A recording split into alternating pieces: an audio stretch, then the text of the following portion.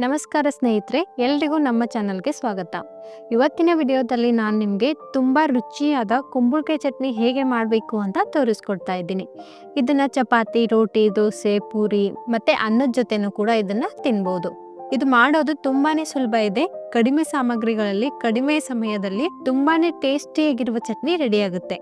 ಹಾಗಾದರೆ ಬನ್ನಿ step by step ಹೇಗೆ ಮಾಡೋದು ಅಂತ ನೋಡ್ಕೊಂಡು ಬರೋಣ.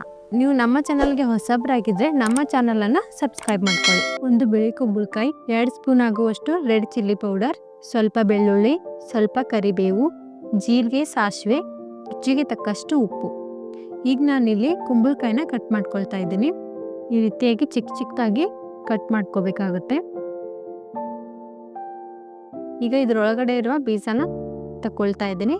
ಮತ್ತು ಇದ್ರ ಮೇಲ್ಗಡೆ ಇರುವ ಸಿಪ್ಪೆನೂ ಕೂಡ ತೆಗಿಬೇಕು. ಸಿಪ್ಪೆ ಎಲ್ಲ ತೆಗೆದಾದ್ಮೇಲೆ ಈ ರೀತಿಯಾಗಿ ಚಿಕ್ಕದಾಗಿ ಕಟ್ ಮಾಡ್ಕೋಬೇಕಾಗುತ್ತೆ.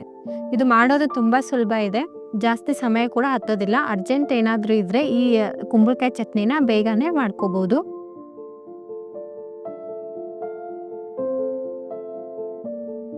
ಈ ರೀತಿಯಾಗಿ ಚಿಕ್ಕದಾಗಿ ಕಟ್ ಮಾಡ್ಕೋಬೇಕು. ಈಗ ನಾನಿಲ್ಲಿ ಗ್ಯಾಸ್ ಮೇಲೆ ಒಂದು ತವಾನ ಇಟ್ಟಿದ್ದೀನಿ. ಕಟ್ ಮಾಡಿರೋ ಕುಂಬಳಕಾಯಿನ ಹಾಕೊಳ್ತಾ ಇದ್ದೀನಿ.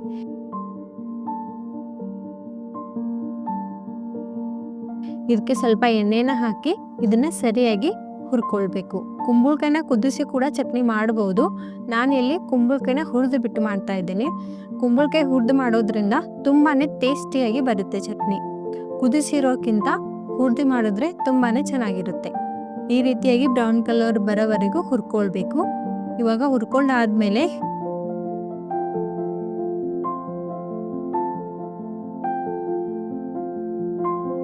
ಈಗ ನಾನಿಲ್ಲಿ ಕುಂಬಳಕಾಯಿನ ಪೇಸ್ಟ್ ಮಾಡೋಕ್ಕೆ ಕುಂಬಳಕಾಯಿನ ಹಾಕೊಳ್ತಾ ಇದ್ದೀನಿ.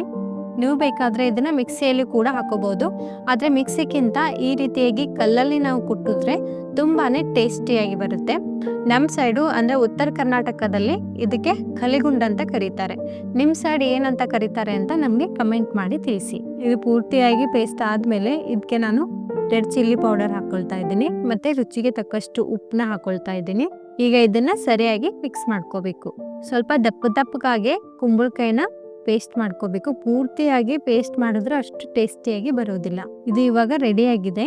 ಈಗ ನಾನು ಗ್ಯಾಸ್ ಮೇಲೆ ಒಂದು ಪ್ಯಾನ್ನ ಇಟ್ಟಿದ್ದೀನಿ. ಇದರಲ್ಲಿ ಸ್ವಲ್ಪ ಎಣ್ಣೆನ ಹಾಕೊಳ್ತಾ ಇದ್ದೀನಿ.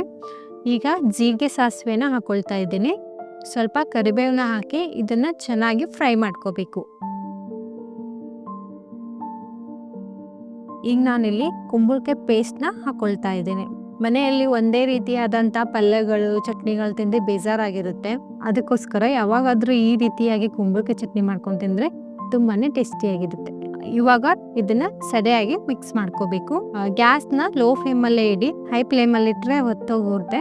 ಲೋ ಫ್ಲೇಮಲ್ಲಿ ಇಟ್ಟು ಇದನ್ನು ಒಂದು 5 ನಿಮಿಷ ಹೀಗೆ ಬಿಡಬೇಕು. 5 ನಿಮಿಷ ಆದಮೇಲೆ ಗ್ಯಾಸ್ನ ಆಫ್ ಮಾಡಿಬಿಡಿ. ಇವಾಗ ಒಂದು ಬೌಲಲ್ಲಿ ಕುಂಬಳಕಾಯಿ ಚಟ್ನಿನ ಹಾಕೊಳ್ತಾ ಇದ್ದೀನಿ. ತುಂಬಾ ಟೇಸ್ಟಿಯಾಗಿರುವ, ಎಲ್ರಿಗೂ ಇಷ್ಟ ಆಗುವ, ತುಂಬಾ ಬೇಗ ಆಗುವ ಕುಂಬಳಕಾಯಿ ಚಟ್ನಿ ತಯಾರಾಗಿದೆ. ಈ ವಿಡಿಯೋ ನಿಮಗೆ ಇಷ್ಟ ಆಗಿದೆ ಅಂತ ಅಂದ್ಕೊಂಡಿದ್ದೀನಿ. ಇಷ್ಟ ಆಗಿದ್ರೆ ಖಂಡಿತ ಕಮೆಂಟಲ್ಲಿ ನಮಗೆ ತಿಳಿಸಿ. ಮತ್ತು ನಿಮಗೆ ಯಾವ ರೀತಿಯ ರೆಸಿಪಿ ಬೇಕು ಅಂತಲೂ ಕೂಡ ನಮಗೆ ಕಮೆಂಟ್ ಮಾಡಿ ತಿಳಿಸಿ. ಹಾಗೆ ನಮ್ಮ ಚಾನಲನ್ನು ಸಬ್ಸ್ಕ್ರೈಬ್ ಮಾಡ್ಕೊಳ್ಳಿ, ಬೆಲ್ ಐಕನನ್ನು ಪ್ರೆಸ್ ಮಾಡಿ. ಇದರಿಂದ ನಾವು ಹಾಕುವ ಮೊದಲು ವಿಡಿಯೋ ನೀವೇ ನೋಡ್ಬೋದು. ಹಾಗೆ ಲೈಕ್ ಮಾಡೋದನ್ನು ಖಂಡಿತ ಮರಿಬೇಡಿ.